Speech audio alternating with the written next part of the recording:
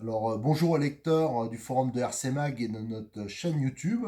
Alors aujourd'hui, je vais vous faire une petite vidéo pour vous présenter les châssis M05 de chez Tamiya. En général, hein, là c'est une 2 chevaux, mais je vais vous présenter aussi la NSU. Alors c'est une voiture que j'ai montée à 2 exemplaires, même à 3 exemplaires dernièrement pour des démos. Et c'est donc une voiture qui nous a été prêtée par Modélisme 34. On est voisins, donc c'est vrai que c'est plus facile de faire des présentations. Alors lui, il est un peu spécialisé dans les voitures qui ressemblent à quelque chose, parce qu'on va ensemble sur des rassemblements de voitures anciennes, grandeur, hein, sur des meetings, et donc c'est le genre de voitures qui sont très appréciées. Donc Cyril les propose, Modélisme 34 les propose en plusieurs versions, donc bien sûr en montée, à monter comme ce kit, mais aussi des voitures qui sont déjà montées. Donc c'est des voitures qui montent lui, et j'en ai monté moi-même une ou deux. On peut voir ici, il y a plusieurs versions. La NSU là, que je vous présenterai tout à l'heure, ça c'est la mienne que j'ai montée dernièrement. Et donc les châssis, les M châssis, donc c'est des châssis, c'est toujours des voitures réalistes. Et les références, donc ça correspond à un poids bien précis, c'est tout ce qui est impair comme M05, c'est des châssis traction, donc les roues avant motrices, et tout ce qui est pair, comme les M06, c'est des propulsions, donc roues arrière motrices. Donc par exemple, dans les M05, on a donc la 2 chevaux, mais on a aussi une superbe NSU. En plus, il y a un gars de mon club, là, moi je suis au Rétro Cazoulin. C'est un club de voitures anciennes à Cazoul, les Béziers. Et il y a un membre qui a exactement la même voiture, cette NSU. Bon, pour ça, c'était assez sympa de la monter. Mais vous avez aussi, pour comparer, en M châssis, alors là c'est des M06, donc propulsion. Vous avez donc la coccinelle. Donc pour les spécialistes, hein, c'est avant 67, celle-ci. Donc une super coccinelle qu'on montrera prochainement sur RC Mag. Mais vous avez aussi dans le petit tas décoratif qu'il y a derrière moi, ça c'est les voitures à Cyril, vous avez l'Alfa Romeo que je trouve superbe. En plus, elle va être facile à décorer, hein, il n'y a que du rouge. Et vous avez aussi, alors malheureusement elle ne se fait plus, là-bas, l'Alpine A110, et qui n'est plus disponible depuis un moment, malheureusement. Alors celle-là, c'est la mienne. J'ai bien fait de la prendre à l'avance. Voilà. Et donc, il y a plusieurs... mais c'est pas toujours disponible, quoi. Disons, par exemple, celle-là, elle a été en rupture de stock pendant un moment. Donc, c'est le genre de voiture, quand vous les voulez. C'est vraiment des voitures, moi, je trouve superbes. On peut la mettre dans une vitrine. Et pour rouler entre copains avec des voitures sympas, c'est quand même bien. Alors, c'est des boîtes qui sont assez petites, au look assez sympa. Sur les côtés, ici, vous avez donc quelques-unes l'équipement nécessaire, hein. Il vous faudra donc une radio, la batterie, le chargeur, un servo. Tous les M châssis sont livrés d'origine avec un moteur, Mabuchi un 540, hein, classique, et aussi un variateur Tamiya. Donc ça c'est pas mal. Donc pareil, ça existe en version avec ou sans la radio, avec ou sans la Q. Donc vous avez les kits roulement. Alors ça, Cyril, moi je l'ai pris. Il a des kits roulement qui sont vraiment de qualité et vraiment beaucoup moins chers que les kits roulement d'origine. Et vous avez des kits visserie, voilà, pas mal de choses. Donc on va ouvrir la boîte. Donc ici, on peut voir, il y a un petit papier de sécurité là pour montrer qu'elle n'a pas été ouverte. Et comme ça, c'est un kit qui est destiné à être monté. Comme il a de la demande pour des kits montés. Alors, à savoir... Ah, attendez, on va déjà montrer à l'intérieur. Donc ici, vous avez le sachet avec les pièces chromées. Alors, on reconnaît bien les butoirs de la 2 chevaux, hein, les butoirs avant, les phares avant, les rétroviseurs, les mousses. Alors ça, c'est une petite galère. J'ai dans les montages, ça m'a pas trop, pas trop plu. C'est-à-dire qu'il faut les coller soi-même, les mousses. Alors, il faut de la colle néoprène. Voilà, tout ça, c'est à prendre en compte quand si vous choisissez un châssis monté ou pas monté. Voilà. Là, vous avez le variateur Tamiya, donc qui accepte les accus. Il faudra changer la prise, hein, parce que c'est bien sûr une prise Tamiya. Mais je pense qu'il accepte les accus. J'ai pas testé, mais normalement, il accepte les accus LiPo. Et il accepterait aussi les moteurs brushless, mais de la marque Tamiya. Alors là, pareil, il faudrait tester. Alors, avec ce type de voiture, la motorisation d'origine et un accu NIMH classique, c'est largement suffisant. Donc vous avez la carrosserie. Bien sûr, elle est superbe, hein, les proportions sont vraiment réalistes. Alors c'est plutôt les 2 chevaux des années 70-80. Hein. Vous avez les pneus. Alors par exemple, c'est les mêmes pneus que sur d'autres M châssis. Alors là, par contre, c'est pas du tout réaliste, hein, comme je vais vous le montrer sur des voitures montées, mais ils sont beaucoup trop larges. Et ça aurait été difficile de reproduire vraiment les pneus d'origine et d'avoir une bonne adhérence. Là, vous avez les jantes chromées, hein, c'est du plastique chromé, et tous les sachets nécessaires au montage. Alors, je peux vous dire que c'est pas facile. Moi, je pensais, à vrai dire, on avait fait une première vidéo et j'ai voulu la refaire parce que entre-temps, j'ai fait le montage et je vous avoue que j'ai un peu galéré. Je pensais que sur la première vidéo, je disais que le montage était facile. Et des fois, je monte des kits 1/8 qui sont largement plus faciles à monter que ça. Parce que là, par exemple, il faut prendre une pièce sur la grappe F. Et en même temps, à la même étape de montage, il faut prendre une pièce sur la grappe B, une vis qui est dans le sachet A, une vis qui est dans le sachet B. Enfin bon, c'est un peu un casse-tête quand même. Je ne vais pas dire que c'est le montage le plus agréable que j'ai fait. Voilà, donc le système de châssis, c'est en 2 parties et qui est réglable en longueur. Parce que les M châssis, c'est donc pour adapter à des carrosseries qui sont réalistes. Donc ils gardent l'échelle. Donc là, il y a 3 empattements possibles sur ces voitures-là.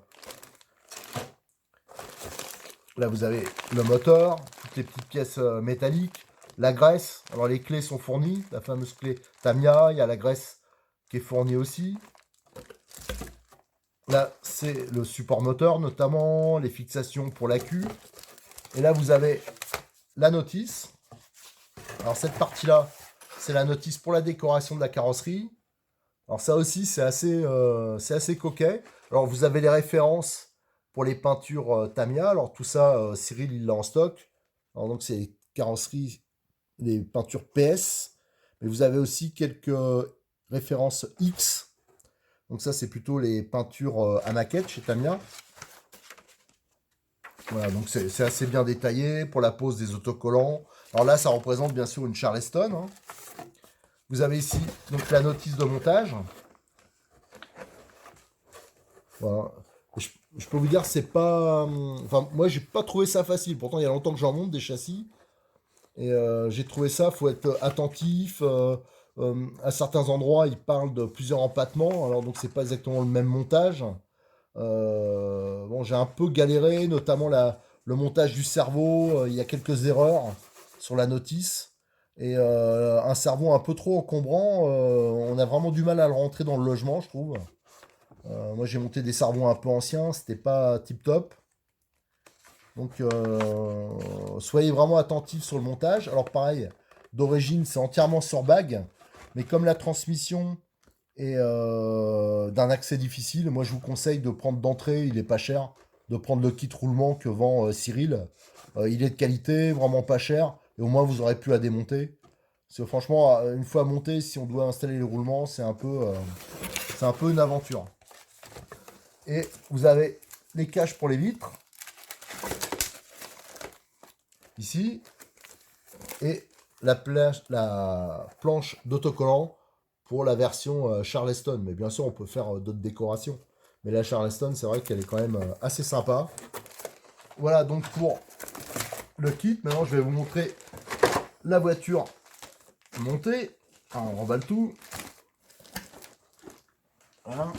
Alors, je vais vous montrer déjà la mienne. Hein. Alors là, j'ai juste les plots encore à découper. Parce que je ne sais pas encore si je vais monter la carrosserie de 2 chevaux ou la carrosserie de NSU. Alors moi, je suis un piètre peintre. Hein. Alors la seule chose à peindre, c'était le béquet en noir, là. Mais le reste, c'est que de l'autocollant. Alors, c'est assez long à monter. Et, alors, le résultat, je le trouve, il est pas mal. Mais après, je me demande à l'utilisation si les autocollants ils vont tenir dans le temps. Alors, moi, c'est surtout une voiture d'expo. Et pour mettre dans la vitrine, je trouve ça tellement joli. Voilà. Donc, je me suis fait plaisir avec cette NSU. C'est une voiture que j'aime bien. On va regarder en dessous. Alors, la mienne, elle est équipée. Moi, je l'ai montée avec le kit roulement directement de Cyril. J'ai un tout petit peu fait rouler hein, mais, chez moi, donc c'est pour ça qu'elle s'est pas trop salie. Moi je trouve que ça pousse, comme ça pèse rien, avec un 540 déjà, ça pousse bien. Alors on peut voir, moi, la seule option que j'ai, c'est... non, je me suis trompé, ça sera sur l'autre voiture. Celle-là, j'ai pas monté sur le bon châssis. Celle-là, elle est entièrement avec les amortisseurs d'origine, c'est des amortisseurs à friction. Donc il n'y a pas d'huile. Hein. Donc on peut voir que le moteur, il est en position avant, hein, juste derrière, enfin dessous, sous le système de direction. On peut voir ici, le cerveau est placé à l'arrière. Et il y a une immense barre commande de direction. Voilà, alors ça, c'est, j'en profite pour vous montrer, il existe une option, ici, une belle option. Alors, en plus, c'est vrai que c'est beau quand on le monte. Une option avec la direction sur roulement, tous les renvois. Qu'est-ce qu'on a? On a donc la barre de direction, celle-ci qui existe aussi en option alu, là. Voilà, ça donne un peu de couleur. C'est assez sympa. Alors, ici, le moteur, il est fixé à l'intérieur, là, sur la platine, une platine en plastique, en fin de compte. Et il y a des trous par rapport au pignon moteur qu'on met. Je ne sais pas si vous le voyez, il y a l'indication. Donc, comme ça, l'entre-dents, il tombe bon. Bon, j'avoue que le problème, c'est que si vous voulez accéder à la transmission ici, il faut tout dépouiller la voiture. Alors, c'est pour ça que je vous conseille quand même les roulements. Là, vous avez la possibilité, je pense que ça sera pas mal, il existe un support moteur en aluminium. On retrouve les trous là qui permettent, selon le pignon qu'on monte, d'avoir l'entre-dents parfait, parce que bien sûr, on n'a pas de visibilité. Qu'est-ce qu'on a comme option? On a aussi cette barre, toujours à la direction, la barre alu ici, la barre Karmann de direction. On a aussi les supports d'amortisseurs, avant-arrière, en carbone. Bon, à mon avis, ça n'a pas grande utilité, hein. Surtout que d'origine, c'est quand même assez rigide. Toujours pareil, hein, si on veut que ça soit joli. Là, j'en ai mis quelques-unes de côté aussi. Là, c'est les pneus rallye. Donc, c'est des pneus qui permettent d'avoir sûrement plus d'accroche. Et surtout si le revêtement n'est pas terrible. Donc ça, c'est les pneus qui sont montés, je pense, aussi sur la Cox, version rallye. Et la nouvelle 2 chevaux qui devrait arriver bientôt, version rallye. Voilà. Il existe, alors là, je vois pas pourquoi ça casserait d'origine, mais il existe une transmission option renforcée. Voilà. Donc c'est une cascade de pignons à l'intérieur là. Et il existe aussi d'origine là des plots avec des hauteurs supplémentaires pour fixer des carrosseries, d'autres types de carrosseries. On voit les plots sont très hauts. Et pour les amortisseurs, d'ailleurs j'ai oublié de prendre l'amortisseur, mais bon c'est pas grave. Il existe bien sûr des options qui sont pas très chères, amortisseurs en plastique, que l'on a sur cette voiture. Celle-là, c'est une voiture à Cyril qui est montée déjà, qui est proposée tout roulement d'origine, et avec au moins les amortisseurs à l'avant, parce que comme c'est le train moteur, c'est quand même bien d'avoir des amortisseurs hydrauliques. Alors ils sont de... Moi je les trouve hyper sympas, ces amortisseurs. Et là, Cyril, sous peu, il va proposer aussi des amortisseurs tout alu, qui sont à peine plus chers. Parce que si vous prenez les amortisseurs alu de la marque Tamiya, ça vaut plus cher quasiment que la voiture. Donc pour ces amortisseurs, là, vous voyez, vous avez toute une gamme de ressorts. Donc là, vous avez le choix au niveau réglage. Hein, ceux qui veulent taper dans les réglages, il y a à peu près toutes les duretés, tous les diamètres. Enfin, c'est vraiment assez complet. Alors, là, on peut voir que le cerveau donc, est en position centrale. Donc j'ai eu un peu de mal à le mettre en place, celui-là.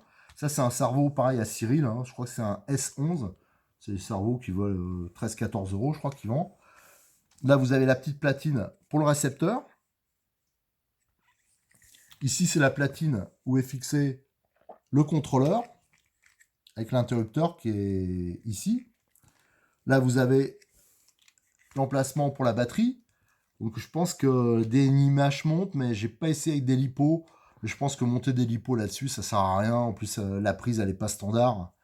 Ça obligera à changer la prise. Enfin, je vois pas trop l'intérêt. Donc, il suffit de retirer deux clips et on rentre la batterie. Qu'est-ce qu'on peut dire encore sur cette voiture? Donc, il n'y a pas beaucoup de réglages possibles. Hein. On peut voir que le carrossage, alors en option, bien sûr, on peut mettre des biellettes, hein, elles existent. Mais pour l'instant, il y a juste le pincement qui est réglable, ici, avec les biellettes. Donc, cette version, non, c'est l'autre version. On va montrer cette version. Alors, ça, c'est le châssis de la NSU. Il est reconnaissable. La seule différence, c'est le même empattement, c'est les roues. Ça, c'est les roues de la NSU. Alors, je voulais vous montrer, hein, d'origine, quand vous montez une Tamiya, pensez pas que... Mais elle a déjà du jeu d'origine. Hein. Ça bouge pas mal. Bon, ça, c'est normal. Ça ne gêne pas spécialement au fonctionnement. Ici, vous avez donc... Ça, c'est la mienne. Je regarde bien, hein, parce que j'arrête pas de confondre. Donc, ouais, c'est bien celle-là. Donc, ça, c'est la mienne. C'est donc un châssis de 2 chevaux. Enfin, châssis de 2 chevaux. C'est une 2 chevaux à cause des jantes, hein, mais il suffit de changer pour passer une version à l'autre. Donc on peut voir que les pneus sont à structure, tandis que sur la NSU, c'est des pneus lisses, des pneus circuit. Voilà, donc la différence, celle-là, c'est pas la même radio, c'est tout.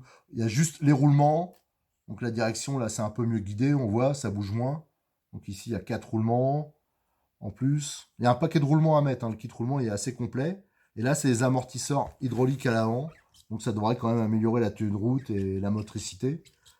Voilà. Alors moi j'aurais bien essayé, je pense justement avec toute la gamme de ressorts qu'il y a ici, ça devrait être pas mal de remettre des ressorts un peu plus mous à l'arrière, parce que c'est assez raide, hein, comme vous pouvez le voir. Et bien sûr là j'ai pas mis les cales, donc c'est au plus souple. Hein. Voilà. On peut voir le châssis par en dessous. Donc on peut voir la conception en 2 demi-coquilles là. Donc ça veut dire, comme vous voyez, hein, si on veut accéder à l'intérieur, il faut vraiment tout dépouiller. Hein. Donc ça, c'est pas l'accessibilité, c'est pas ce qui est le mieux sur ce type de voiture, mais par contre, voilà, les carrosseries, c'est quand même hyper sympa. Donc là, c'est pas sur la bonne. Voilà, la NSU, c'est celle-là. Donc là, on peut voir la version 2 chevaux, qui est pas peinte. Alors ça, c'est une voiture à Cyril. En fin de compte, quand il les vend toutes montées, elles restent à peindre. Comme ça, chacun fait la décoration qu'il souhaite. On peut voir, il y a le contrôleur installé, elles sont déjà attestées au niveau variateur, tout ça. La batterie est en place. Celle-là, par exemple, elle est vendue avec un 2002. Voilà, là, il n'y a vraiment plus qu'à décorer la carrosserie. Et en plus, celle-là, la carrosserie, elle a été découpée déjà. Et les trous sont percés. Ce qui n'est pas fait d'origine. Hein. Voilà. Donc ça, c'est une version que je regarde, c'est une version normale, c'est-à-dire sans roulement, sur bague. Alors après, qu'est-ce qu'on peut conseiller sur cette voiture? Bon, autrement, il n'y a rien de spécial. Hein. Je vous dis, au niveau cardan, par exemple, à l'avant, il existe des multitudes d'options, comme les cardans homocinétiques, tout ça. Mais ça, je pense que ça sert vraiment à rien. C'est des voitures, faut pas qu'on se retrouve après avec une voiture qui vaut, une fois optionnée, 4 fois plus cher que le modèle initial. Donc moi, je vous conseillerais l'achat d'amortisseurs, au moins à l'avant, du kit roulement d'entrée, parce que ça, vraiment, le prix est vraiment bas, donc c'est intéressant. Après, pour le reste, peut-être un support moteur, la plaque support moteur en alu, pour améliorer la rigidité et le refroidissement. Pour le reste, franchement, je vous conseille de rester d'origine. Voilà, j'ai pas grand-chose d'autre à dire sur ce type de voiture, sauf que vous avez le montage complet qui va être sous peu, là, j'ai fait les photos, maintenant il faut que je les traite, sur RCMag. Donc on va traiter le montage, des pièces, des options, et on va faire un peu de roulage avec, et je vous donnerai mes ressentis, les petites améliorations qu'on peut faire. Je pense que c'est quand même des voitures qui restent, après au niveau fonctionnement, assez simples, donc il n'y a pas grand-chose techniquement à faire. Voilà, je vous remercie et à bientôt sur RCMag et sur notre chaîne YouTube. Merci à tous.